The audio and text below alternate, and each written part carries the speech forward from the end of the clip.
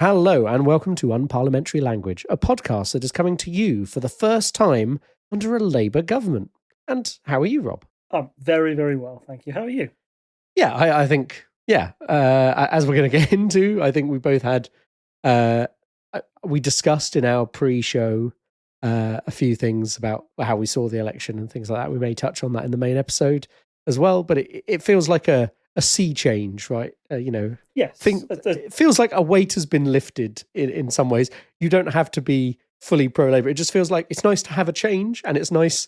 One thing we might get onto maybe nearer the end once we've run through all the parties, but it's just nice to have what seems like a very cordial handover of power when a government changes. I think it showed you what politics can be after 14 years of, there were times where things didn't feel particularly friendly. What's the word? Cordial, yeah. And so it's nice just to see like a handover and the way we do things in the UK, very quick. It's over by lunchtime the next day. You're just like, oh, that was nice. It's done. Yeah. So yes, that no waiting around for 2-3 months until you can install the new prime minister. It's just instant upload. I guess we should move on into the big news. We have had a general election. That's cool. As we say, it's the best poll we get. Like, we had all these polls in the run up, so I guess we need to go through how it actually panned out. How do you want to do that, Rob? Yeah, do you want to just shake down the results? Just give us the headline figures, and then we can go through party by party. I'll give you I just want to give an overview of where things went right for each party, where things went wrong. So I'll go through in number of seats. It'll be no surprise, based on what we said at the start, that Labour won with 412 seats. That is 6 shy of the Tony Blair majority, so a big number. Conservatives, 121. That is less than they had when they were opposing Tony Blair, so the majority is bigger here, but that was a significant loss of seats there. Over 250 lost to Labour's 211 gained. Liberal Democrats, plus 64 to 72. You may have to correct me here. Is this the most they've ever had? Because in coalition, the only reason they were in coalition was they had a decent number, but it was just that they could swing the makeup of the Commons into a slight majority for Tories, right? So yeah, 72. Massive result for them, up from 8 previously. It's a big swing from last time. Scottish National Party, we obviously are going to go into these parties in detail, 9 seats. That is a significant drop of 39. Sinn Féin on 7, no change. Independents, there's now 6 independents. We may discuss some of those specifically. That is a change up from 0 independents. Reform UK got 5, which is up 5.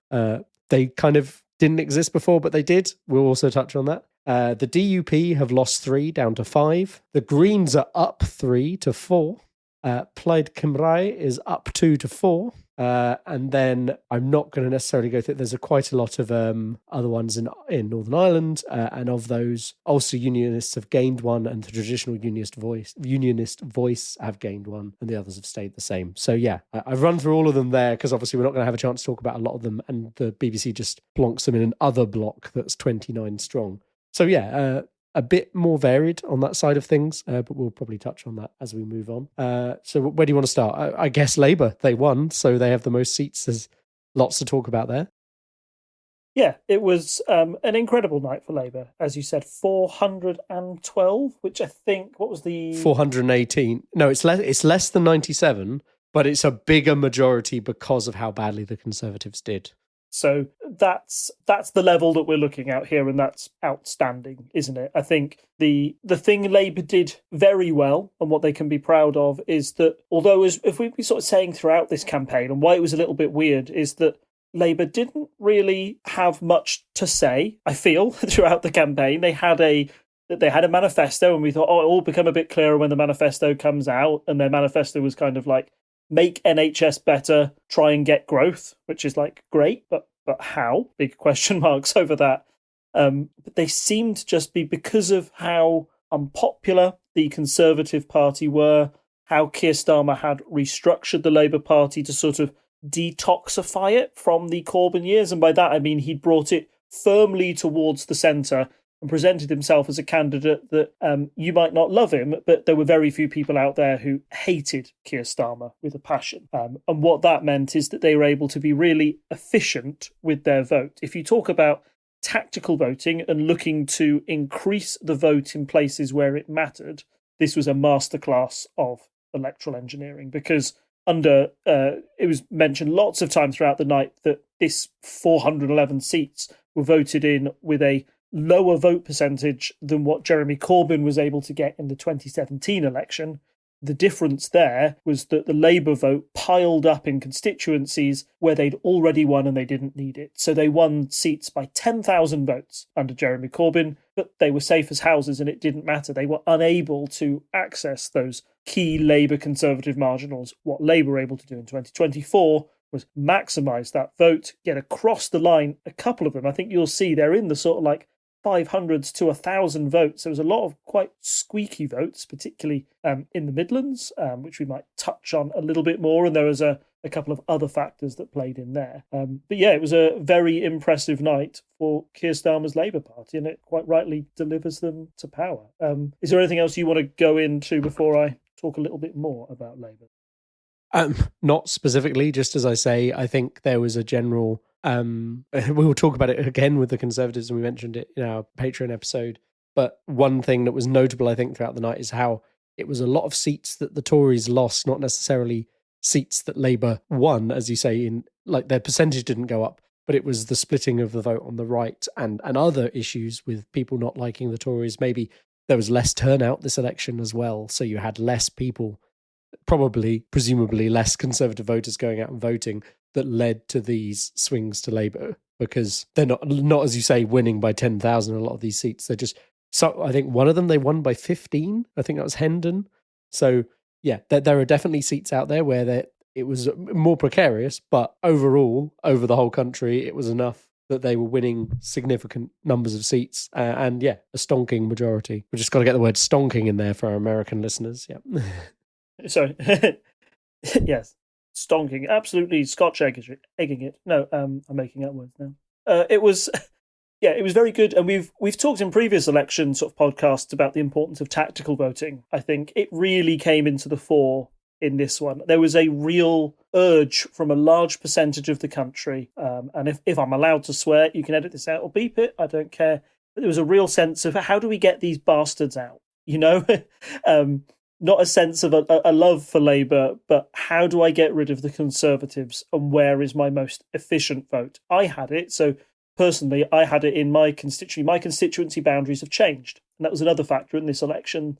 There were lots of boundary changes that meant that the margins last time weren't quite the same as they were this time. However, I went into a constituency and I realised pretty early on that the amount of Lib Dem literature I was getting through my door far outweighed the amount of Labour literature, to the point where it was pretty clear that Labour had given up on that seat and decided, yep, Lib Dems, you can have that one. But the neighbouring constituency, which is the one with Jacob Rees-Mogg in, by the way, that was where Labour really targeted it and knew they had a better chance. And I believe the exact opposite was true over there. The Lib Dems didn't push, and Labour put all their targeted advertising into that constituency, a real kind of get Jacob Rees-Mogg out campaign in that constituency, and that worked as well. So yes, great electoral tactics, good tactical voting for Labour, and it gives them, as we say, a stonking majority in the House of Commons, bigger than what Tony Blair had, and it really allows them to go ahead and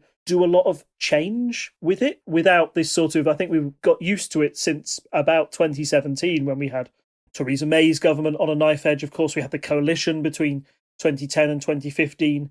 There's a lot of times where we've had a government in charge, but they haven't had much wiggle room when it's come to party discipline or how they can get things across the line.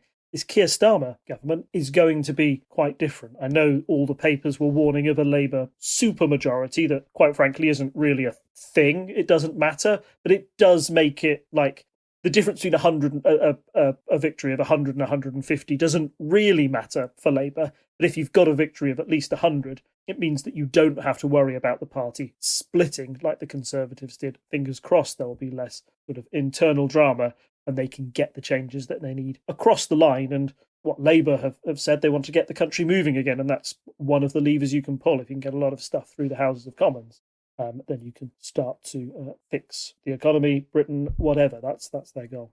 And just to elucidate that point a bit further, with a majority of 412, with a number seats of 412, if you add up all the other parties, including the ones who will often side with Labour depending on the type of vote, like the Lib Dems will generally vote for more progressive stuff, for example, you get 238. So that is a big amount to play with. Like, okay, Labour can have 100 people be like, oh, I'm not interested in voting on this vote. You know, they don't have to have a 3-line whip out in force like the Conservatives often had to. They can have free votes on things. There's already, Starmer's said, there's going to be a free vote on assisted dying. So that means you just get what the MPs think and what they think their constituencies think. You don't have, it's not like we must get this through, because in general, people are going to vote in the way they expect. And obviously, we know that the system, when they really need something to get through, they still might have a soft whip saying, hey, look, this is a key Labour policy. But it also means they can just afford to let their people vote as they want to vote most of the time. Yeah, and so it is brilliant for Labour. So that's the good side. The bad is that maybe if you look at the popular vote, where I think they got around about 35% of the popular vote, that doesn't really reflect, it doesn't feel like they got a huge mandate from the country for change, even if the seats, the seats reflect something very different. And I think that's something that they do have to worry about.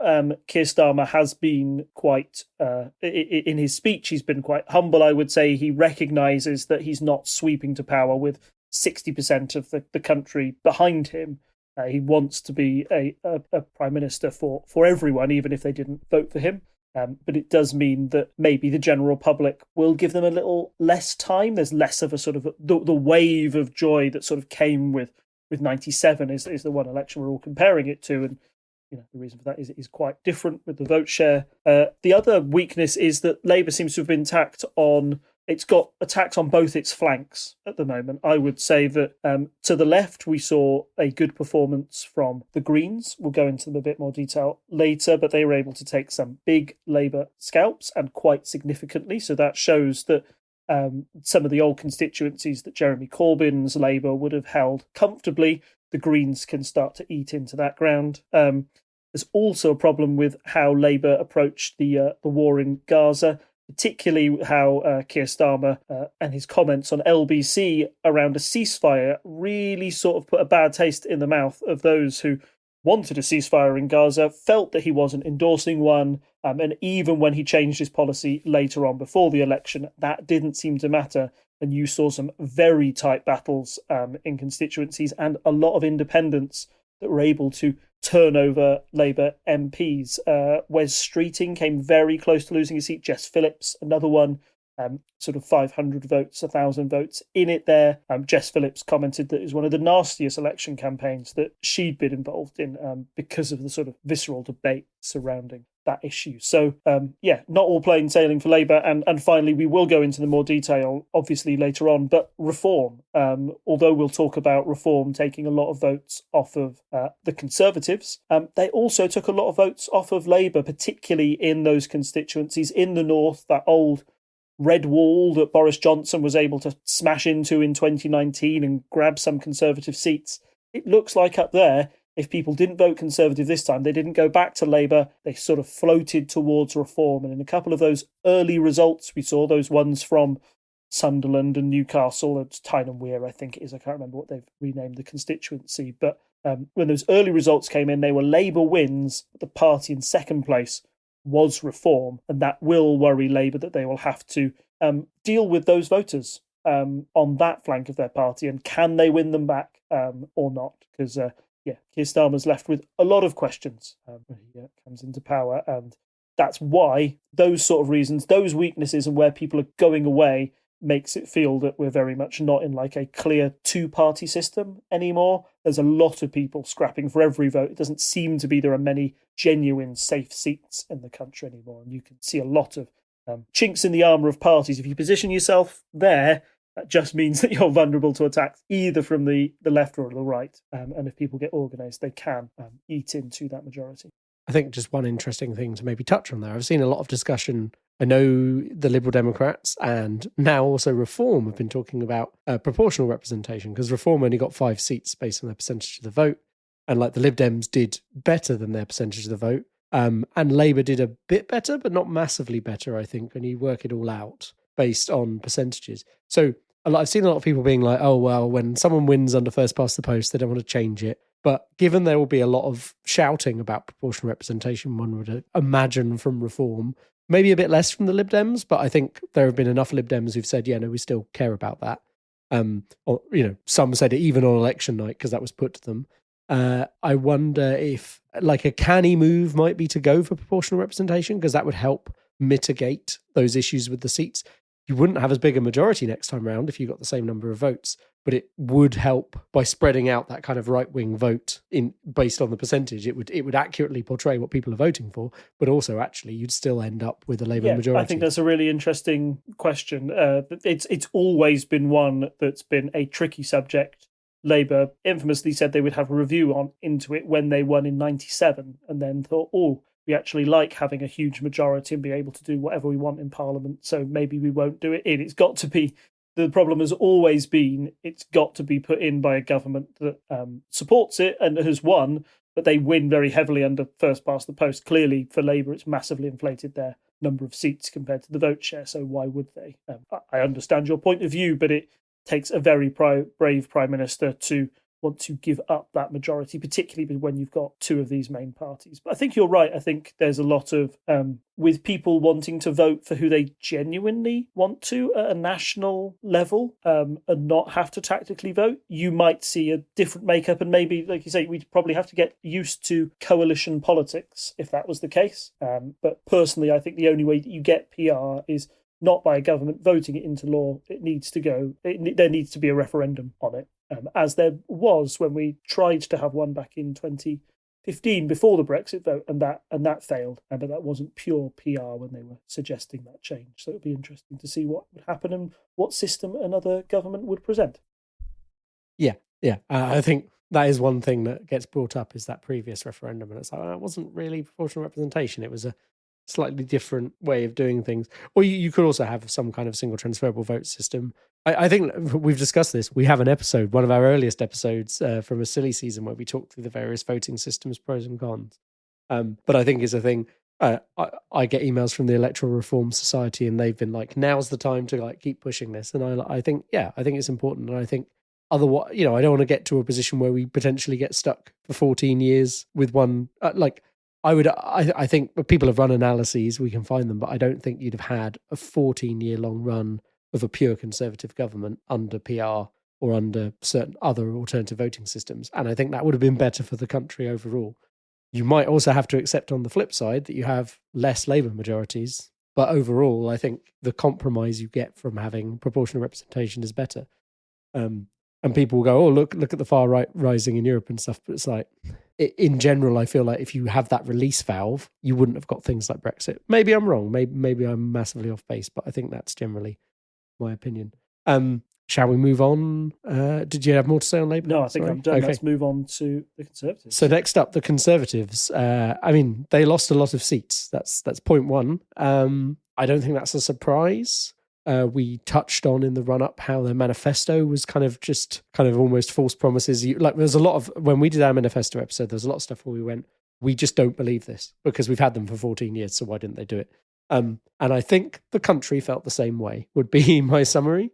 We'll get onto some other parties where some of their vote has gone to, but as we said in the bit about Labour, there was a lot of voting to get the Tories out. And it appeared that way. It was a real get them out election, and the predictions, we must say beforehand, had the Conservatives on a lot of crazy numbers. I think there was one, the electoral calculus that we use, has had them on like 64 at some stages, like tiny, tiny numbers. But some, just before on the eve of election, put them on at about 164. And the reason for that is that the models are all operating with essentially like a swingometer. And how you do it is like, okay, if there's a universal swing of 5% towards Labour, these seats are up for grabs. But if you change it from a 5% swing to 20% swing, the swings that we were seeing in by-elections before under Rishi Sunak, loads of other seats come into play, even Rishi Sunak's own constituency under those numbers. So that's why we were seeing crazy low numbers. Now, as it is, 121 seats that they got is the lowest in the party's history.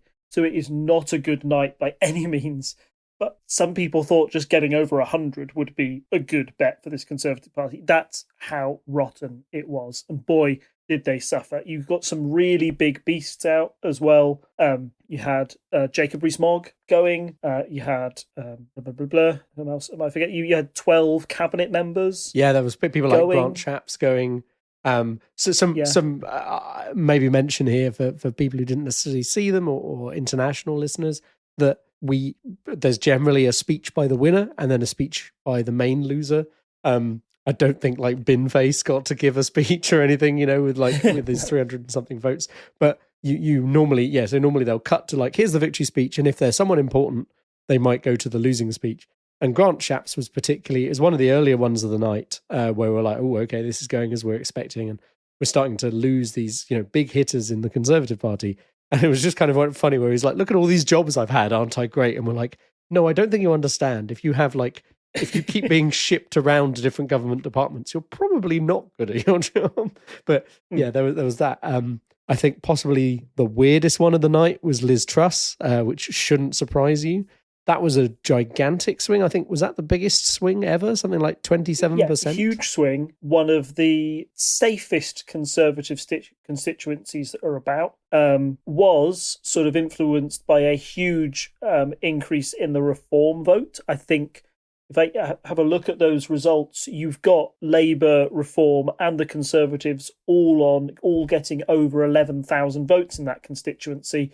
It just so happened that Labour were in the high 11,000s while she was in the low 11,000s. And that was a real sort of, we talk about, international listeners might not understand this, but the Portillo moment is what people talk about, or essentially Michael Portillo in 1997 was a very high-ranking Conservative candidate who should have never lost his seat and out of the blue did. And it was a huge shock and everyone went, oh my goodness me, that's how bad the Conservatives are if they can even lose that bloke. Now, I think Liz Truss losing her seat blows that out of the water entirely. She's not just a high-profile cabinet minister Jacob Rees-Mogg, I think, was the biggest one that people were looking out for because he was quite a recognisable figure, kind of a minor celebrity, which would have worked both in his favour and against him. But a lot of the time, people like having their MP being somebody a bit famous, a bit quirky. That tends to bump the numbers up.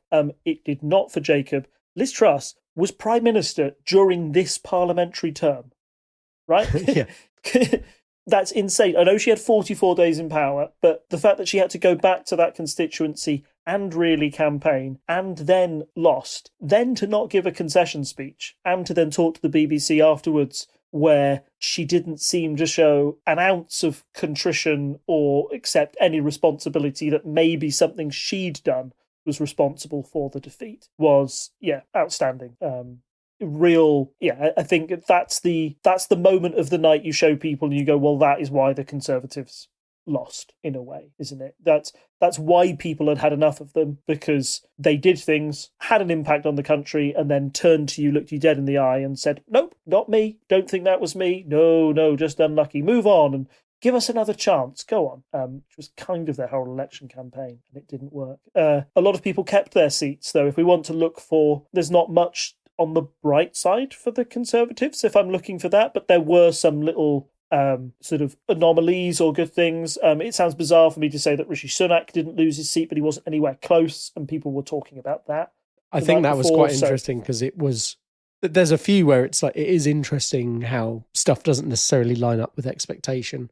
So people were saying, oh, it's a risk. They weren't saying like he's definitely going, but it was like, oh, interesting. And again, it's a bit like when Boris almost lost his seat in which election was that? Was that 2017 or 20? In the 2019 election, when he was Prime Minister, there was a huge thing on social media where people were like, Boris is going to lose his seat. Come on, we've all got to get him out. And in the end, he ended up winning it by about 5,000. It was all a load of rubbish. Yeah, so this kind of felt a bit like that, where it's like, it's an interesting news story to be like, well, a sitting Prime Minister has never lost their seat. Therefore, it would be really interesting if this happened, and we know people are angry at them. So, maybe, and then like you start to read into the polls and maybe believe your own what it is you're saying if you're in the media, I guess. Yes. There's a worse phrase I could use for that, but not on the podcast. But yeah, like this kind of self-fulfilling prophecy thing you sometimes get with media articles.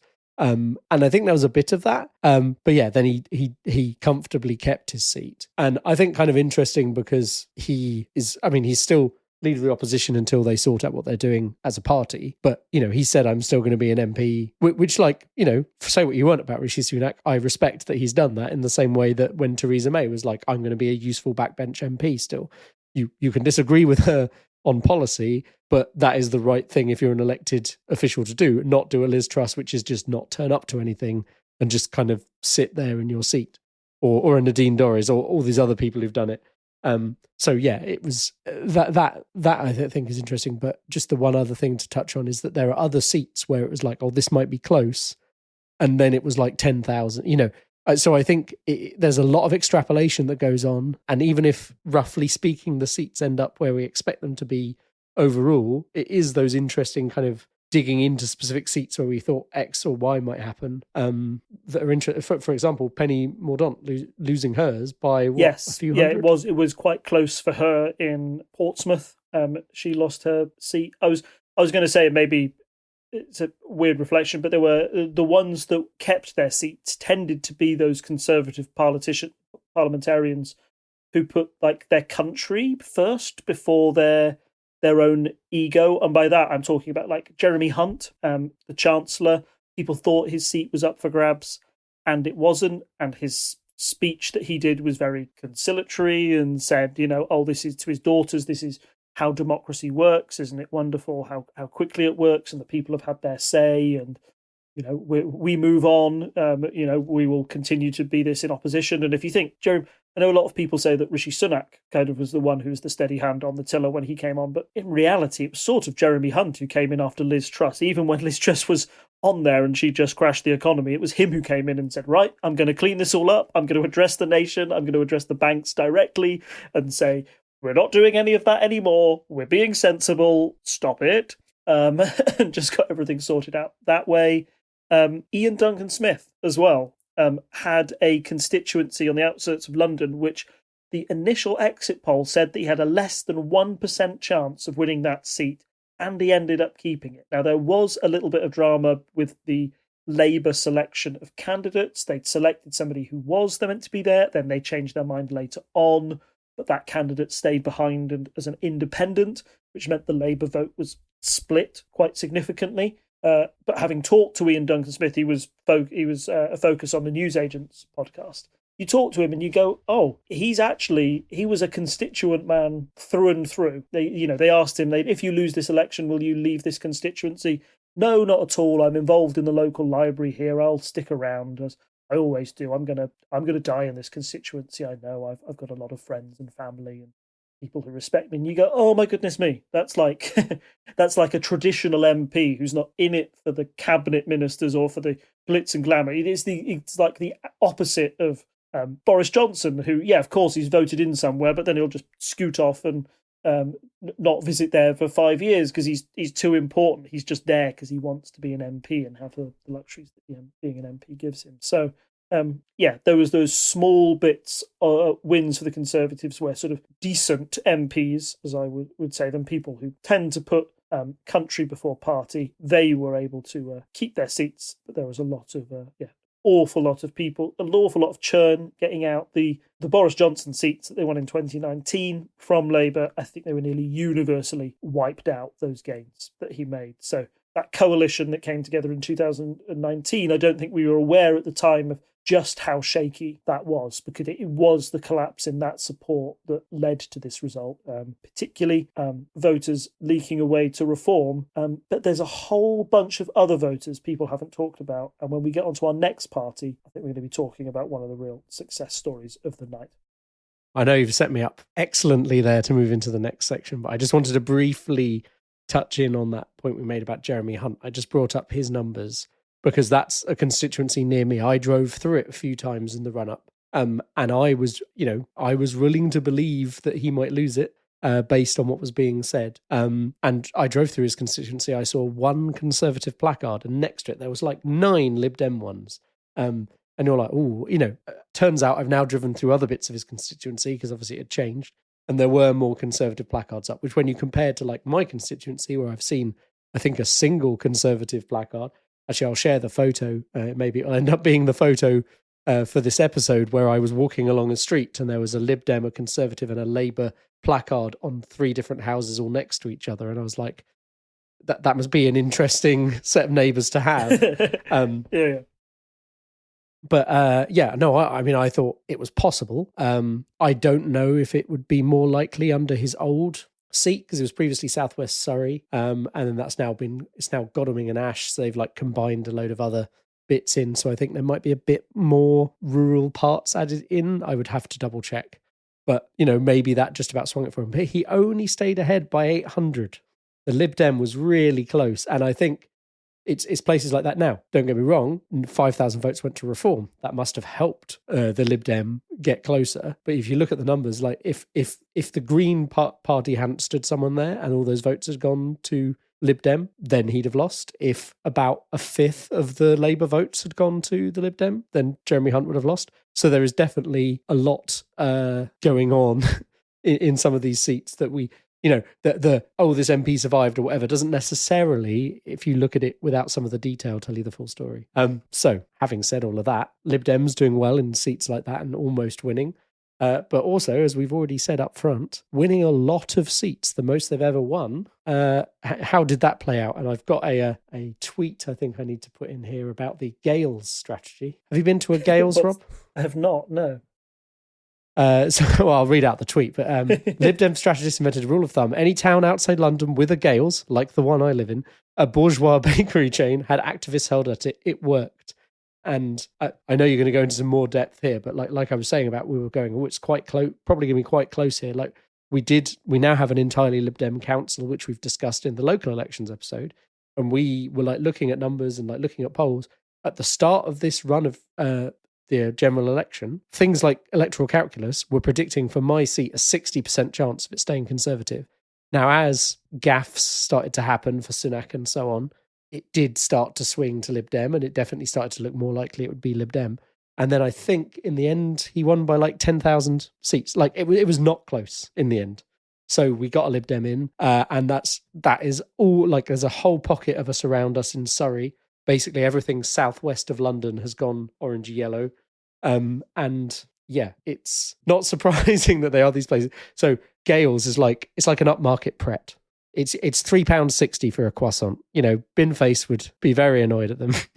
But it's that kind of area where people just kind of, I don't think they see themselves as inherently Tory, I think would be my feel. Like they know they're well off. They're not voting Labour because they're not like, oh, I need the unions behind me, that kind of thing. They're not your traditional working class people. But I don't think they're strongly Tory either. That would be those kind of seats. I'm sure you want to go into more detail, but that's just some local knowledge. No, I think I'd agree with that. I think if you want to make it even simpler to see where the Lib Dems did well, and it's weird how these sort of boundaries... I would have assumed after 2019 that the Brexit division, the Leave Remain voters, didn't matter. But I think this election made that seem very, very different, particularly for certain groups of voters outside of the main two parties. So Lib Dems are going to do well in Remain areas, okay? And we've talked about the type of voters that they were appealed to. But those who might be fiscally conservative but socially liberal would have been really turned off by this current Conservative government and how they acted. As the problem the Conservatives had is as they went to chase the Reform voters, they left those wavering Lib Dem Conservative voters behind and they went to the Lib Dems. And that's where they were able to pick up a lot of seats in rural areas. You've mentioned it around your part of the country, around our part of the country as well. It was in the southwest they picked up, I think I've got, I had a map here done by rural, by region. Lib Dems got 24 MPs in the southeast, 22 in the southwest. That's 22 out of 58 seats. So nearly a third of all seats in the southwest are Lib Dem. Same for the southeast. So you've got that part of the country where the Lib Dems are really effective at getting their vote out. Yeah, there we go. That map is really good. The amount of seats that were explicitly Conservative losses to the Lib Dems. Tunbridge Wells went to the Lib Dems. Tunbridge Wells. That's like been an old meme since the 1960s that disgruntled from Tunbridge Wells is meant to represent an uptight Conservative type voter. And now it's Lib Dem, which seems mad. So it was an absolutely incredible night from them. 72 seats, as we've said, is the largest amount of seats they had. Before then, the biggest amount of seats they actually had was in 2005, 62 under Charles Kennedy. In 2010, they actually went down to 57 under Nick Clegg. It was just that, as you said, they had enough of those seats in the middle where they could become kingmakers and decided to go with the Conservatives. But it does appear now that their time in coalition with the Conservatives, people are not as willing to punish them as much. They were really wanting to punish them in 2015 elections in particular. And we saw a real return to two-party politics in the 2017 election as well. 2019, they came back a little bit with the sort of, hey, we're the party of Remain. They promoted that a lot. Now, they weren't going on an explicitly Remain manifesto pledge. Ed Davey said he didn't want to rejoin the EU if they got in charge. That wasn't his goal. But everything else sort of socially, I think, reminded people in those rural constituencies, those marginal Lib Dem Conservative ones, why they thought Lib Dems were a sensible option for a lot of social policy issues, even if they're on the left. And I think I've heard it argued that some people would say that the Lib Dems are back to the left of Labour, which is, I think if you'd said that back in 2017, people would have laughed at you, right? They were seen as firmly in the centre ground of politics when Corbyn was in charge. Now, Keir Starmer's in charge. I think a lot of people are more willing to lend them their vote as well, who were former Labour voters, to say, yeah, no, I'll vote for the Lib Dems because I want to push Starmer's party to the left a bit more. And if I show that there's another big party on the left as well, then that might suggest that he goes in that direction as well. So, I know I usually do like a good thing, bad thing for the Lib Dems, but in reality, there wasn't much bad for the Lib Dems. I don't think, did they lose a single seat to anybody? I'm trying to see the change.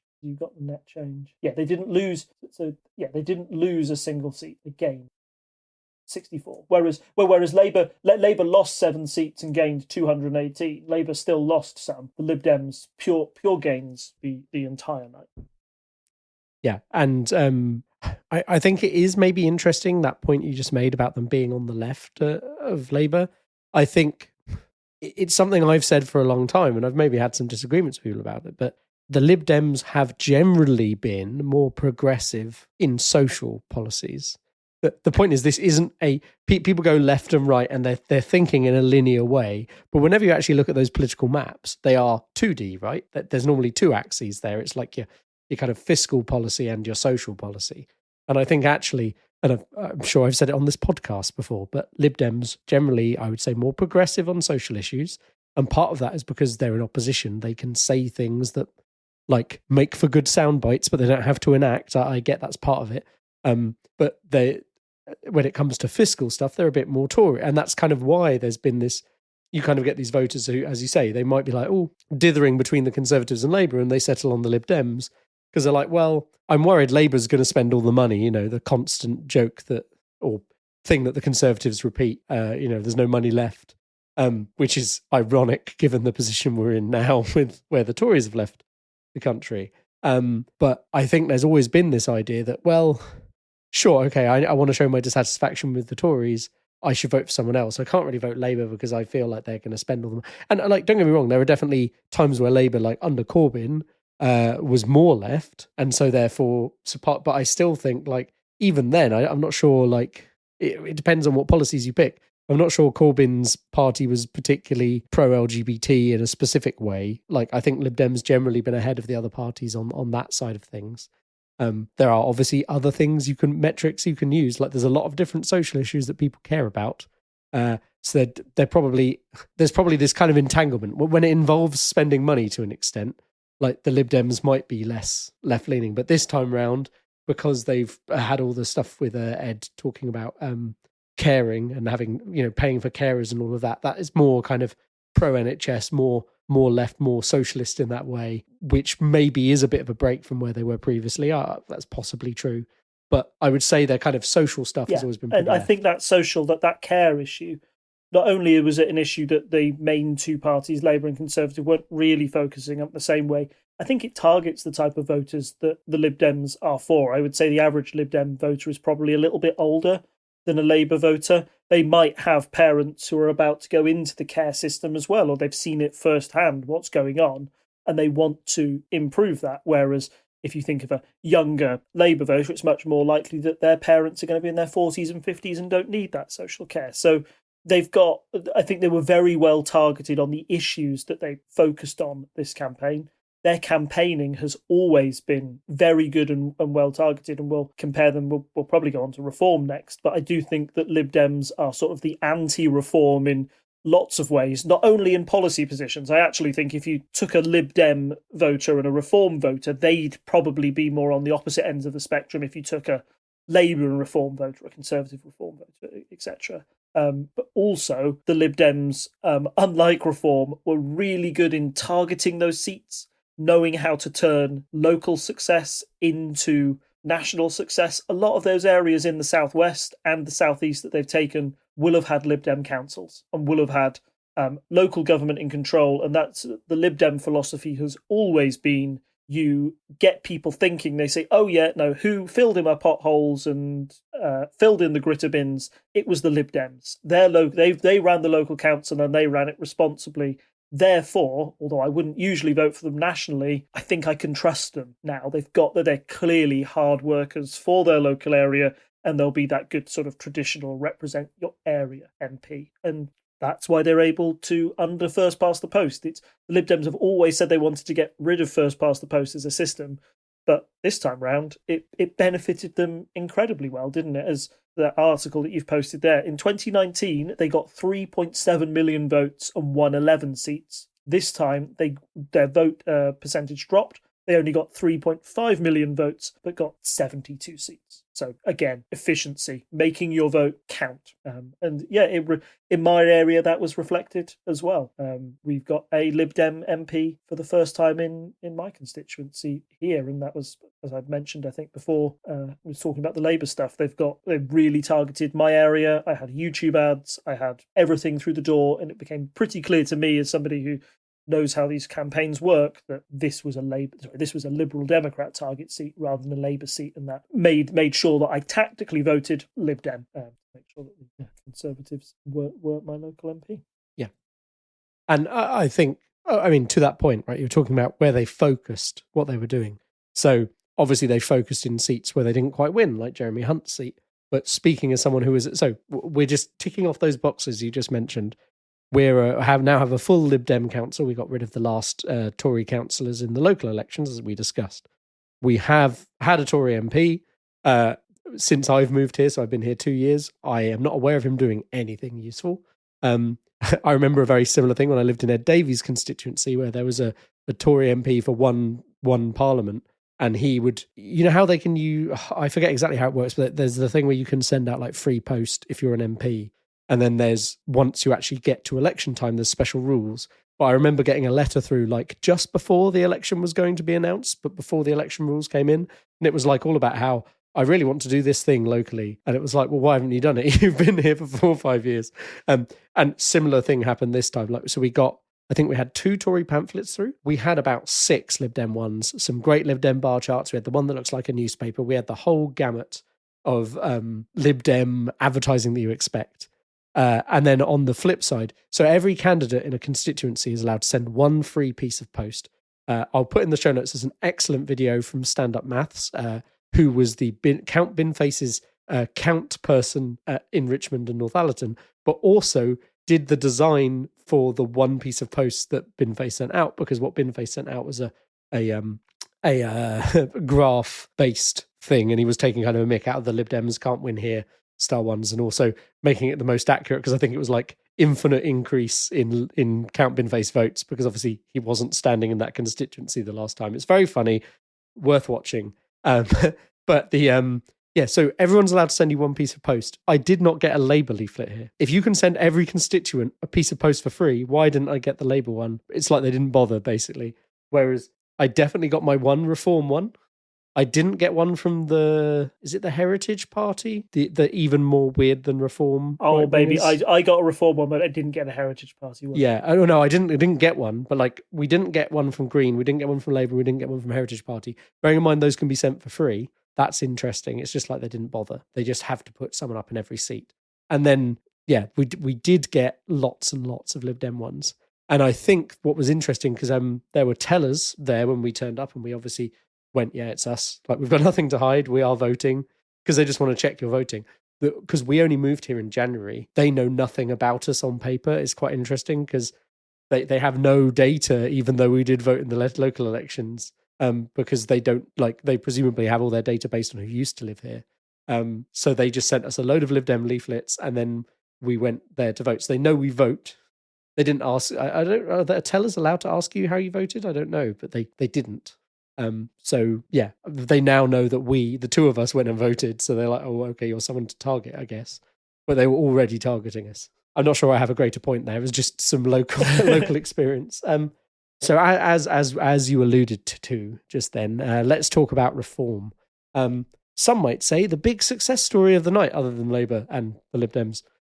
So, the third biggest success story, or maybe the Greens. No, there's this interesting kind of narrative going around where everyone's like, oh, look, Reform, because the exit poll came out and they predicted 13 seats, which they didn't get. They got 5.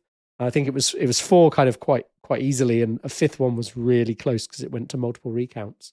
I guess the thing that I found most interesting about this is, again, like the media discussion. Oh, look, Reform doing. It's like, but UKIP got a similar amount of votes previously. It's not a massive difference. It's a slight increase over what UKIP got, and they are basically UKIP 2.0, or UKIP 3.0, right? Brexit Party 2.0. Yeah. It's odd that they are essentially the Leave vote, right? As I said, the Leave vote is still lingering, and whereas in 2019, Boris Johnson was able to hoover that up incredibly successfully because he essentially ran another referendum in the country where he said, vote for me to get Brexit done. And that was able to sweep him to a victory with over, 70-seat majority. That's what they're talking about. Seems pitiful, doesn't it, compared to Labour's majority at the moment. But 70 seats at the time was the biggest majority the Conservatives had in nearly a decade. They were very excited to be working with those sort of numbers. That vote seems to have stayed with Reform, and they've been able to turn that, crucially this time, into some seats because of the collapse of the Conservative vote. We saw in some very early votes coming in, as I've mentioned before, where Reform were running in second place above the Conservatives. Now, for me, I think obviously Reform had a great night, right, in terms of vote share. They are the third largest party in the country by terms of number of people who voted for them. So Labour had 9.7, Conservatives had 6.8, Reform had 4.1 million. So yes, there are an awful lot of people in this country who voted for something very different than the traditional two-party system. So they can't be ignored. You have to recognise that voice and wonder where that's going to go. But when you're talking about how it's spread out in a first-past-the-post system, then it was incredibly spread out amongst the constituencies. They did well in Leave voting areas, like the north of the country. And I think when you have those 2 election results coming in very early in a general election, and that's all the news has to talk about, then it kind of skews the conversation weirdly into an oh my goodness Reform conversation, whereas if the first seats in the country were down in South and Reform was coming in 3rd, 4th, 5th, as they kind of do in the Remain areas, that might have not been the conversation. So I think it's slightly skewed by how things come along on the night. 5 MPs is, of course, a big triumph for them. Nigel Farage finally got his seat in the House of Commons after the 8th time of trying. Richard Tice, who was the other sort of co-chairman, he got his seat. Lee Anderson, who was a Conservative, defected to Reform. That seemed an effective way to make sure he was still in the next Parliament. And then we had 2 others as well. Funny old night for them, I think, and it is the thing that, as we mentioned earlier, has spooked the Conservatives a lot. As I mentioned, the Conservatives, who were able to keep those voters on side in 2019, won by a massive majority. Losing them has almost certainly scuppered them and scuppered their chances of getting a majority. So if you see the party lurching to the right at the moment, and you've seen people like Braverman and Banadoc and all of the Badenoch, they're all sort of moving over there.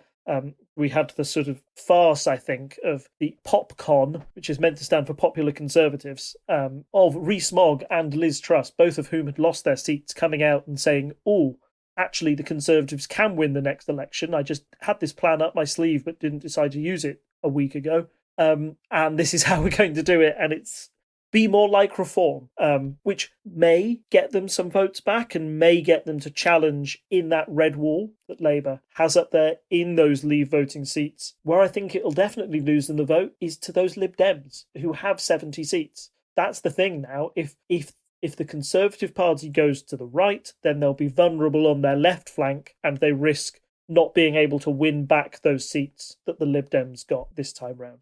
And I don't think anybody has truly got a handle on that yet in the Conservative Party. It's going to be a very different argument to win and how you balance those two sides, because I think there's a lot of people within the Conservative Party. You saw it on the night, actually. I was watching the Channel 4 election coverage. You've got people like Kwasi Kwarteng and Nadine Dorries, both of whom who you wouldn't say are figures in the left of the Conservative Party. I'd say they're firmly in the right, looking at the Reform vote and going, that makes me a bit uncomfortable. I don't agree with Nigel Farage's policies. I would never let Nigel Farage join my party, or I would never go as far as them. So the battle for the soul of the Conservative Party is there, and it's all been brought on by the rise of Reform. I think a couple more points I just want to make on Reform. This is my personal opinion, rather than being a sort of sophologist, so I will put that at the head of this. But I do think why the Reform vote is so interesting is because it's a particularly sort of volatile group of voters. And by what I mean by that is the Brexit referendum had a high turnout, and it brought a lot of people into politics who previously weren't engaged, because the way that the Brexit referendum was presented to a lot of people was that this is a once-in-a-lifetime opportunity. If we get out of the EU, then it'll upset the establishment. Everything will sort of change and rejig. And guess what? You're going to end up on top. There's going to be so much more money for your local services. Brexit was sort of presented as this silver bullet that would cure all. And 8 years after that vote, and after all the time the Conservatives trying to wrestle with Brexit, that hasn't happened. And those people have left the Conservative Party for that reason, I think. But a lot of them were maybe never Conservative voters to begin with. They might have been anti-establishment MPs, like not MPs, anti-establishment voters, not necessarily agreeing with the entire way that we sort of do things, would want a very different style of government to get things in charge. Nigel Farage certainly presents himself as somebody who's going to go into the Houses of Parliament and shake things up, right? He's not going to play by the House of Parliament rules. He's going to be a little bit... It was when we had the seeing in of the Speaker it was one of the first events where everybody is in the House of Commons. All of the party leaders stand up and say something about the Speaker, and universally, it's like Labour, it's a bit of a love-in, right? They go, oh, thanks, Speaker, you're great, you're great, you're great. Nigel Farage steps up, says, oh, yes, Speaker, you're great, but you're much better than that nasty little man who nearly stopped Brexit, rah, rah, rah. And everybody was like, whoa, what's happening here? It's that kind of like that Trump effect where they're such an outsider, people just want to see it shaken up a little bit. And I don't know if you are ever going to get those type of voters to support the Conservative Party, because they're naturally anti that. There was a lot of people as well who, it baffled me slightly, but there were two of them on the Channel 4 election coverage who they said, who did you vote for? They said, oh, well, it was a toss-up between Labour and Reform, but I ended up voting Reform. And to me, those parties are very different. A person who likes Keir Starmer is very different to somebody who likes Nigel Farage. But when you sort of like drill down into the Reform numbers and who they're picking up, they tend to pick up generally more working class voters, not university educated voters, people who traditionally 30, 40 years ago we would have put as a firm Labour voter because it was very much on sort of class boundaries. Those sort of people nowadays are floating towards Reform and see them as a natural home rather than some of the other parties. So yeah, really interesting what's happened there. Their biggest failure of the night, of course, is not being able to translate that into seats. Their campaign wasn't targeted particularly well. They ran a very national campaign, But I think the other thing that maybe held them back is people saw them as a protest vote rather than a serious run at government. And again, we've sort of seen you have an example of that over in France, don't you, where for the first time when people in France thought a party on the far right might seriously get into government, everybody else got their act together and made sure that that didn't happen. And I do wonder if the more serious reform come as a prospect, the more the other parties will get together. Maybe even Conservatives, like I said, like Nadine Dorries, Kwasi Kwarteng, even them sort of coming along and say, no, we've got to do everything to make sure reform don't get in. Yeah, I think a few things to raise on reform. So you mentioned about Farage being in the Houses of Parliament and being very, like, he can be loud and blah, blah, blah, but there are stricter rules than, so he was previously an MEP, right? And he used to say all sorts of stuff. You can't just like have a go at another honourable member in the House in the same way that he did when he was an MEP. You will just get kicked out by the Speaker temporarily, and that's happened before. People have to come back and formally apologise and all this kind of stuff. There are certain rules that he's going to hate them. And like, yeah, he can make that go of it so that his supporters go, oh, well done, Nigel. But it's not actually going to change anything. So I think he will get frustrated based on the kind of person he is, that he is like, and he'll rail against it. He'll do some press thing outside of Parliament, and certain people in his base will go, oh, that's cool. But I don't think that's really going to shift the needle much. The other thing which we haven't really touched on is the fact that there are a lot of kind of paper candidates, as they call them. So Reform ran someone in every seat in the country because it's like that allows them to say, look, we got all these votes. But actually, there are a lot of these people who just basically didn't campaign. They just, as you say, it's a protest vote, kind of went to them. So that's kind of an interesting effect, because where will that be in 5 years' time in the next general election? If Conservatives move slightly more to the right, do they steal back some of those votes, or are those just pure kind of protest people who don't care, as you said? You know, they're not the kind of traditional voter, full stop. They're just voting because they want to be angry about a particular thing. I think the thing Labour has to do now, like we said, you know, let's wait a bit. Labour have done some sensible moves. I'm sure in our next episode we will discuss kind of, you know, what. Well, I'm sure we'll do like Keir Starmer's first 100 days in power. You know, that's a traditional thing we've done, right? But I think Labour has 5 years essentially to be competent and good in government. Obviously, there are certain things they can't really control, like the economy, but like 5 years where generally people feel, if they have 5 years where people feel like they've got better off, that's really the best thing Labour can do to kind of sweep the rug out of some of this. As you said, there's lots of traditionally working class voters who are voting Reform potentially, who are annoyed at the system. They were promised a Brexit. They got it, but it didn't help them out. Some people are saying, well, you could have had an even more Brexity Brexit and that would have helped you, although we know it wouldn't. Or you could have had less of a Brexit and they would have been annoyed with that because it wasn't the thing they voted for. But if people's general standard of living improves over the next 5 years, you will, I would imagine, see less of those protesty votes. And sure, maybe Labour won't win as much of a majority the next time, but if they right the ship, as it were, and everyone feels like they're better off, then you could easily have a slightly reduced Labour majority with a decent number of Lib Dems, and maybe there's a few more Tories and a few less Reform or whatever. But that could be a foreseeable thing in 5 years. 5 years is a very long time in politics. But like, if you were sat here as Labour right now with this soup of seats to deal with, mostly Labour soup, but you know, there's a few croutons of Reform. This metaphor is getting away from me more than that Wes Streeting one about ships. But yeah, like you can see that kind of path for the next 5 years for Labour. If I was going to give Labour some advice, and there's a lot of people talking this out on election night, is that I don't think you pander to Reform. You've got to face them head on. And I believe I might be paraphrasing what I can't remember her name now. She's the Mary Black, who was the youngest MP in the House of Parliament, used to represent the SNP. But what they said was that people in the country feel like public services have been strained and they're not as good as they remember them. And if you're a Reform voter, you're likely to put the blame on immigration, right? That you think simply in your head that it's because there's more people in the country, that puts more strain on public services. If we had fewer people on there, it would make things a lot easier. That's the simple solution to the problem. Whereas I think Labour could arguably go, no, the problem is that our public services were defunded during austerity by the Conservatives and then allowed to run down to the state where they're not as good anymore, or they can't be. And which was seeing the effects now of public services that we sort of just austerity, all it did was kick the can down the road. And make things worse. For example, if your A&E is being overrun, it's not just because there are more people, it's because, oh, by the way, the crisis centre in your high street was shut down, the support centre,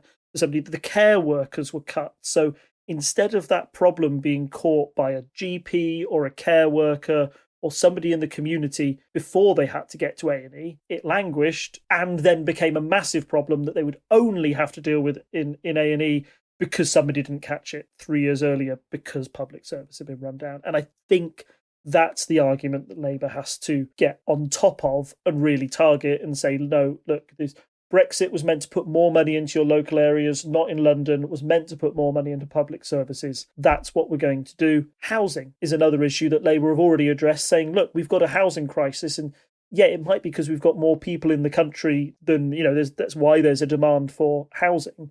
But also the population has gone up and we haven't been meeting our house building targets for the last 15 years because of NIMBY groups, because of people refusing to build.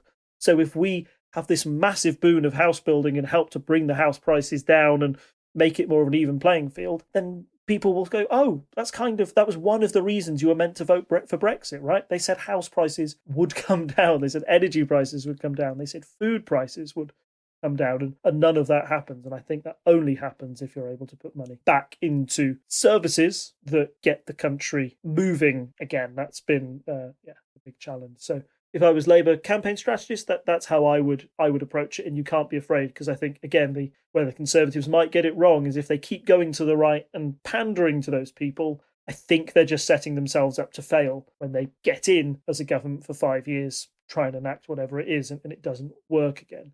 That's kind of the reason why you get so many disgruntled people who voted for reform, because they saw 14 years of Conservative rule that didn't deliver anything that they'd promised. So they go to the next guy who's promising them to get it done. I think up next we need to talk about the Greens. The Greens have famously had one seat for a very long time, and you tend to get a few Green councillors, but never like as many as you get Lib Dems. So I think there is generally this kind of undercurrent of people who care about the Greens. I don't think our Greens as a party are particularly effective for certain reasons. So the Greens obviously people who care about the environment generally tend to be people who are quite well educated. But one thing I find tricky with the Greens is that they've had some weird policies over the years. I know we touched on before the election, they had some weird policy about cesarean sections that they tried to walk back because they were like, oh, they're not natural births. And we're like, well, we don't want people dying during childbirth. I think that's a thing it's okay to do in an unnatural, in big air quotes, way. But the other thing the Greens have always had a bit weird was their very anti-nuclear power stance, where it was like, now we're probably at the point where we don't actually need to have nuclear power as a stopgap because we are getting lots of wind farms and stuff. That's something Labour's already working on. But they have had some slightly odd policies where it's like, well, if you do care about global warming and things like this, these are the steps you could do in the interim that would be effective, instead of being like, oh, well, we'll never have any truck with that. So I think there are some weird ideological points within the Greens, but they've got 3 more seats. So they have 4. If it weren't for that one where the Reform won on a recount, they would have had the same as Reform, which is a success story for the Greens. But I think the other thing that maybe has only just started to appear in kind of the discourse I've seen is that Greens got a higher percentage. There's quite a few seats where like Labour may have won or even Lib Dems won, but the Greens are close. Maybe not second, but they're close third. So I think there is a greater upswell of Green votes this time round. Let me check on the actual numbers. Green had a 4% so share change of up 4%. So that is pretty big for the Greens. Their overall percentage was only 6.7%. So their seats are targeted, unlike Reform. They don't stand necessarily in every seat, and they were very targeted for the ones they won. But I think there's more to be seen out of the Greens in the years to come. Yeah, they were incredibly effective at where they decided to campaign, and I'm having a look at the 4 Green MPs and their margin of victory in those constituencies, and it wasn't even close. Brighton Pavilion won by over 14,000 votes from the second place candidate, who was Labour. Bristol Central was the other big targeted seat. Thagnam Debonair, who was a member of the Shadow Cabinet, lost her seat. Carla Denyer, who's one of the Green leaders. That was one that they really targeted for ages. 24,000 votes for compared to Thagnam's 14%. North Herefordshire, they beat the Conservatives into second place. Ellie Chowns, and then Waverley Valley was the other one where, again, they beat the Conservative Party candidate by over 6,000 votes. Labour and Lib Dems in 4th and 5th in those constituencies, which I think goes to show that, again, tactical voting may have helped them. The places the Greens targeted and thought they could win, not only did they really, really target them, but left-leaning people in those constituencies went, yeah, I don't want to split the vote. I'm going to make sure that if Greens have the best chance, then I'm going to vote for the Greens. And there's certainly, on Labour's left flank, a big weakness. That Bristol Central result is the one that stands out the most for me. Because I think if you go back to the results in elections in the 2020s, why does this Wikipedia page go 2020s, gives me one result and then goes back? But I seem to remember that when Thagdam won the constituency last time round, she won it by loads, like loads and loads and loads and loads. It was like over 10,000 votes over the Greens because Jeremy Corbyn was the leader at that time, and people in Bristol Central far preferred the politics of Jeremy Corbyn than they do to Keir Starmer. And when that leadership change happened, their votes changed as a result. So, yeah, excellent night for game. Again, a bit like the Lib Dems, there's not an obvious weakness for them when I'm looking at it. Like, I don't think they could have picked up more seats. There's no way, like, I think people were maybe a little bit shaky about what happened in Brighton Pavilion because obviously Caroline Lucas was stepping down and she'd been the long time single Green MP that we had in the country. So getting rid of that incumbency advantage, some people thought they might drift back to Labour, but that simply didn't happen and shows that they've got a foothold now in one part of the country. Bristol's another place. If they could, if they wanted to, target more city-based constituencies, particularly maybe in London, if they wanted to really attack Labour's left flank in the next election as well. So they've got potential, and with, as you said, a 4% increase in their sort of national vote share when it comes to the amount of people voting for them, it's only good for them as well. And I think they did a very good job to convert those numbers into fourth. I think if you'd asked me at the start of the election campaign, maybe it's just my ignorance when it comes to Green Party politics, I probably would have predicted that the Green Party would have got 2, Brighton to Pavilion and Bristol Central. For them to get the extra 2 is incredible work, and by quite, as I mentioned earlier, quite a good margin. Yeah, I just think it's a story, like people were like, oh, well, why are they talking about reform so much? And I think there was a miss. There are many things to be critical about because reform kind of overtook that narrative at the start of the night with the exit poll, 13 seats, that's ridiculous. And I think most, like, by about an hour and a bit in, you'd got to, like, people like John Curtis saying, nah. Like, being like, this is the exit poll, and being like, but because of how we run the numbers, this is certainly an overestimate. And it was by almost 3 times an overestimate, right? That doesn't mean they didn't get a decent percentage of votes, but I think there's, like, this whole idea, oh, it's suddenly 5 reform. And it's like, well, we had a few UKIP MPs before. It's not a big deal, like, particularly, like, but people are talking about it a lot. And I think the Greens was like this kind of silent victory of the night, which is a bit weird. But yeah. Let's keep our eye on them. It's all right. Yeah, if I may just give a quick opinion on why I think that candidates like parties like Reform get more of like the news coverage than people like the Greens. I mean, the Greens have to use the sort of novelty of a general election to get noticed, I think, because that's when it's more of an even playing field, right? The news is forced to put you on debate stages with other party leaders and make sure that your voice is heard.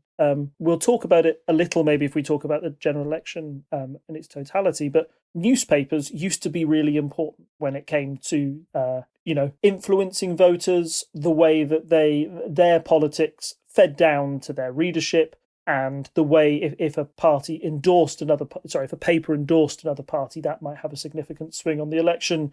The one that's always brought up is The Sun in 1992, who says that because they failed to endorse Labour and endorse the Conservatives, that's what caused a shock victory.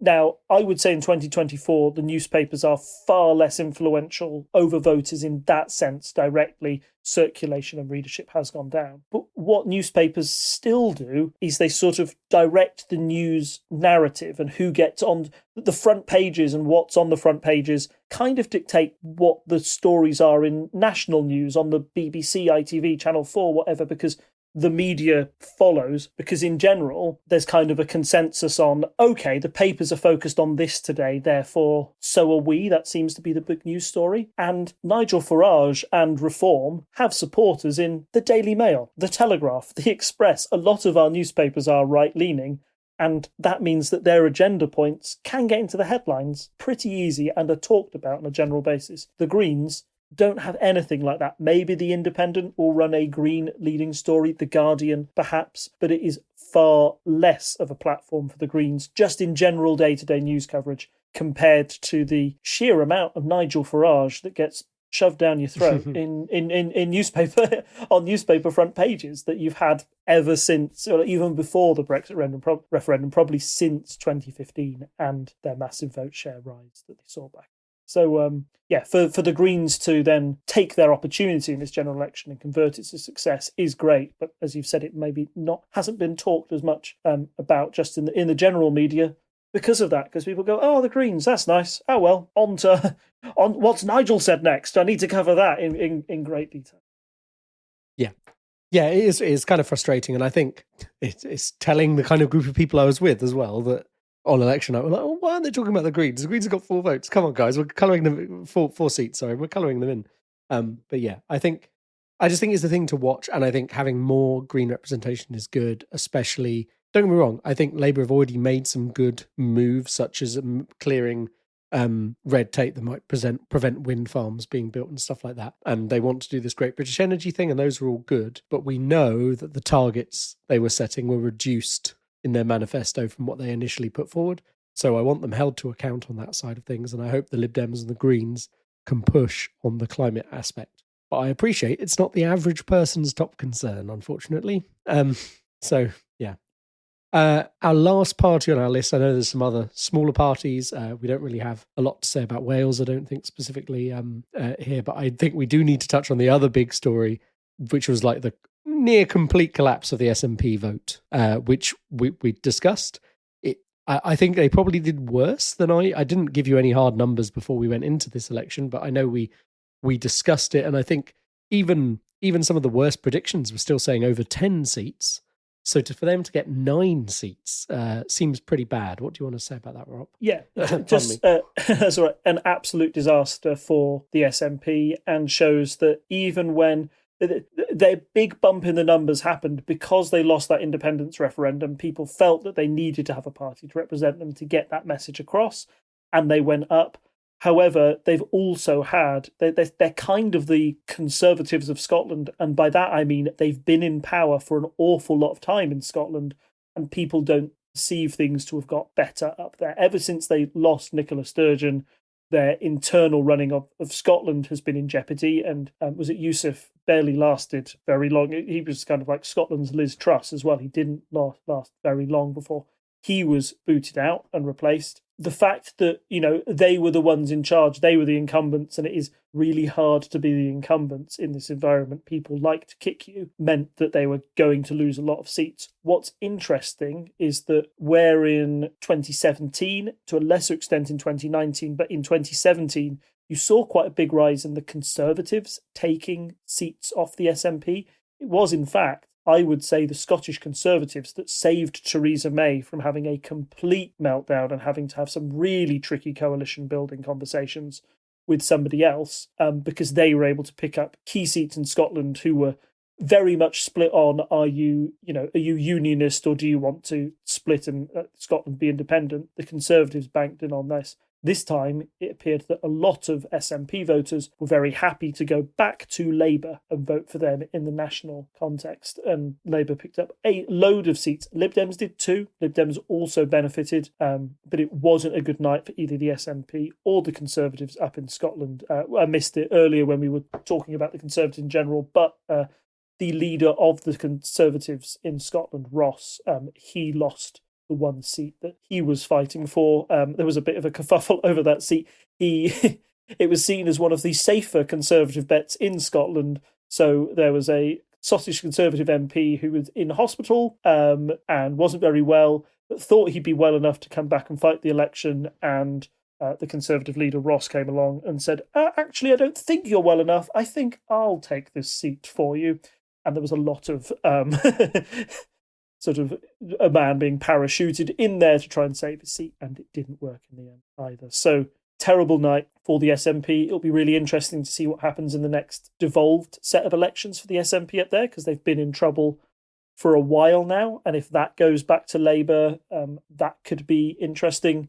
The whole thing about that devolved government, I might have spoken it briefly in the past, is it's meant to promote coalition governments the way the voting system is slightly different up there. So the fact that the SNP have been in charge for so long up there proves their dominance and how dominant they really were for an extended period of time. So it was always going to come crashing down at some point. So their loss of national MPs might just be the beginning.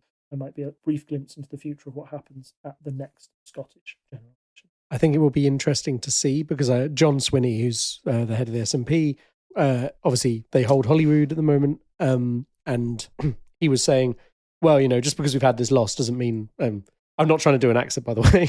Just that was not at all his accent. He is a Scottish man. Generic grumpy man. Yeah. But he's like trying to do just because we've lost all this doesn't mean we've lost our mandate to kind of push for independence. Now, on the basis of this one result, I would say, well, doesn't show a lot of support for the Scottish National Party. I think the point he was trying to make, which is kind of lost in the way he said it, is that we still have Holyrood, right?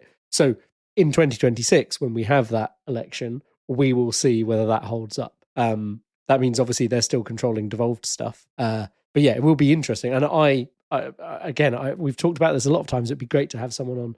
I've got a few Scottish friends who have said they don't really want to come on the podcast. It's not the thing they're interested in talking about in this way, unfortunately. But I'm sure we can find someone who might come on, and it'd be good to see what the difference is, because I think there will be a difference between Holyrood and the national picture. When I say the national picture, I mean the UK. And of course, Scotland is also a country within that bigger country. We're a confusing place, Americans. But yeah, I think it wouldn't surprise me if there's a difference. Also, in 2 years, people may feel differently, of course. The only poll that matters is the one you've just had, which is the election. So yeah, it'll be interesting to see. Based on how the SNP has been going, I think they have a lot to do to turn around their position if they are going to do well in the Holyrood elections. But it wouldn't surprise me if they have a stronger share in that election in general, because it's more about what's being run locally. But could see it all go to the Lib Dems. And famously, with general elections UK-wide, when Labour were winning, they had a lot of Scotland, and then it would flip to the Conservatives. The SNP for the last few years have essentially, I say the last few years, last 20 years or so, have essentially thrown a spanner in the works of that kind of traditional number of seats that I kind of grew up being used to. I know I say that, obviously Labour came in 97. Before that, I don't know when Labour last held Scotland prior to 97, but there was a lot of Labour seats in Scotland in 97, and that obviously helped with the majority. And then in later elections under Tony Blair, there was still a decent chunk of Labour up there, whereas you obviously have a lot of southern England that has been traditionally conservative. So it's kind of interesting how different areas balance things out. Oh, but yes. Yeah, totally. You mentioned Wales briefly as well. I think the only big thing I've got from Wales is that there are 0 Conservative MPs in Wales for the first time in a very long time. Oh, yes. I don't know if I shared with you the picture. Give me a second. Where's it gone? I must have put it somewhere else. Maybe it's in this channel. Yes, there it is. Painted on a pub in Wales. You are now entering Tory-free Wales. But yes, yeah, no, that is worth mentioning. It's just, I think the main reason we just don't know enough about Welsh politics to really comment is the reason I don't want to talk about it too much. They've got rid of the Conservatives. Good for them. I think would be thumb up. Good job. But yes, the problem is Wales actually has, I think, even less seats now, right, due to the rebounding. So they have even less of an effect. And you look at the Wales' seats, it's a bit like Scotland as well. You have a similar thing where it looks like there's a giant amount of Lib Dems in Scotland, because they've got 2 seats at the very top of Scotland that are a third of the country. Wales is very similar. It has these big Green and Lib Dem chunks, but actually they're the entire middle of Wales, and then actually there's lots of seats around Cardiff that are Labour. So yeah, interesting when you look at the maps that way, instead of looking at a map where every constituency is the same size. But yeah, I think it's been a run through of the results. I mean, we all lived through it, and I hope we've offered some maybe slightly interesting commentary in places, not just parroting what the BBC say and other things say. I think there's definitely some stories that haven't been picked on. I think we've touched on them a bit, especially the Greens, and it'll be interesting to see going forwards how things happen. Like, competent government would be a start, and it seems like we're going that way. But I think we're going to have to wait a bit more before we can start to draw conclusions about the current government and how things are going. But things look good from the way I mentioned in the Patreon episode, the concept of the government of all the talents. The people Starmer has put in place all seem to know what they're talking about for the most part, and have a plan. And I'm sure there are going to be policy points we disagree with them on as the government goes forwards. But it's a nice change from all of the it just kind of feels like I've not had to check the news for at least a week. I mean, I have checked the news because it was, I do, but I didn't feel that there was almost that kind of soap opera quality to the way the Conservatives did things, especially near the end. And it was like you just kept waiting for some other marble, and you kept waiting for some other domino to fall and some other daft thing to happen. And it feels like, well, sigh of relief. Okay, let's just get on with living in this country and not having to worry about politics quite as much. We're still going to be discussing politics, but it's going to be a very different style of thing. I think we're going to be maybe this is a question for you. For me, this is interesting because you kind of lead the politics side of this podcast, right, Rob? I can have opinions about numbers and votes because that's quite easy for me as a physicist to do. But you're the one with the kind of more political insights. Do you think this is going to be, we're going to be like digging into policy more? Like what kind of things do you think are going to happen in the next few years with this podcast? Or is it just going to become bananas politics again? So I think to one of your point when you said, I don't have to check the news as much, Keir Starmer said as much in his first speech as Prime Minister, where he said, we want to press more lightly on your lives, tread more lightly on your lives, I believe he said.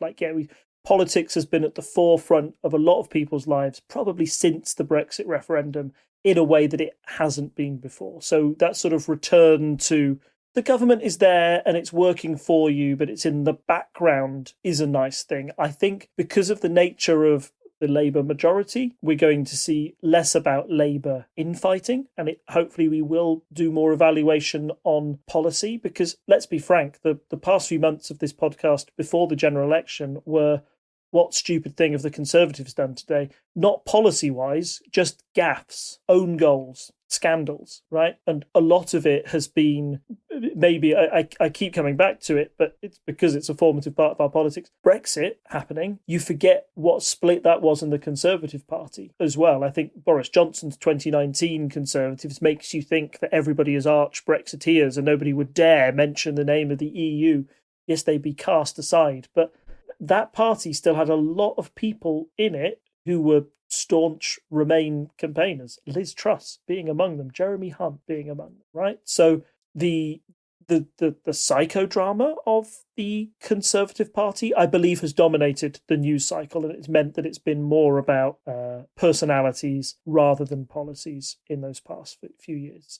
Keir Starmer is lucky in the fact that most people don't consider him to have much of a personality, so he'll have to sort of fight on policy decisions as well. So I think that's the way that the news cycle will be reflected. And it's interesting because we talked about podcasts last time, because you get a lot of podcasts sort of give, as I divulge all the campaign things. I've got about 5 different podcasts I was listening to. They're all still on my YouTube feed. What are they talking about? What are the big things that they've been talking about the past few days? It's what happened at the PopCon conference, right? It's what Liz Truss did next. It's what are the Conservatives going to do? There is not much people going, Labour Labour have done something sensible, because it's not going to get the views or clicks, I feel. Maybe that's why they're going down it. But it's weird that now all that drama has just simply shifted over to the opposition rather than it being on the government benches. And to be honest, if that's the way it remains, I'm happy. I would rather my government be, as David Cameron once put it, strong and stable with the Labour Party rather than chaos with the Conservatives at the moment. So yeah, let's hope it stays that way. Yeah, no, definitely. I think that there are a few things. You mentioned about podcasts, kind of talking about popcorn stuff. There's been a bit of like, what are the Conservatives doing on ones I've listened to? I think like Pod Save the UK and things like that will be focusing more on stuff like how are LGBT rights going to be supported under this government. Like, I do believe the general point that the Labour government wants to kind of let people be in a nice way. They don't want to interfere with what you're your personal life, like Starmer's said, I support people's rights and stuff. I want to see kind of things drawn out a bit more on like his kind of opinions on trans people. He's kind of said, I support them, but then he's had to kind of like do some mealy mouth stuff, which I like to think is because he was worried he was going to lose. I want it not to be the case that some of the things he's kind of half said or whatever are true. I think we need to hold him to account on that. And that's a big thing people are concerned about now, because I think there's this stuff from the CAS review that looks like it's going to be upheld, maybe. And it's like, that's kind of bad news less than a week into a new government. But that still seems to be going ahead. But hopefully we can start to change the conversation, because the culture war can just go die, please. And we can just actually start looking after people. But yeah, I think there are some specific issues like that I think need some focus and some push from people on the left to get them over the line. But, when it comes to like the day-to-day stuff just kind of working, great, please, thank you. So we can like focus on trying to improve some specific things that we need to fix. Yeah. Agreed. The culture war can go down. Yes, please. Right, anyway. Yeah, we've been waffling on for a while now. It's going to be a long episode to edit. Hey, there's no quick polls update because we just had one. So it's been great. Thanks, Rob. It's been good to kind of go through some of that and celebrate very kind of restrained British celebrating. We're like, oh, this is good. Okay. Now we'd like them to improve a few things, please. But yes, I think there's, our usual places you can go find us. You can find us at parliamentary.observer, a domain I'm still surprised they let me have. You can find us on Twitter, I still call it that, on Par Podcast. You can also find us on Instagram with the same handle. You can find us on Reddit at /r/unparliamentary. And you can find us on Facebook as just Unparliamentary Language. On patreon.com/TTSS, you can throw $1 our way each month to get access to the bonus podcast feed, which includes chats Rob and I have ahead of this episode. And there's also some bonus crossover stuff from previous, back in the day when I ran more podcasts. So that's all there. But it's mostly the Unparliamentary Language train these days. But if you're listening to this, that's what you like. So yeah, throw $1 our way, help with the hosting and everything. And I think there's nothing left for me to say other than it's good night from me. And it's good night from him. Bye. Bye. Bye. Bye. Bye. Wave some small flags. Bye. Yay.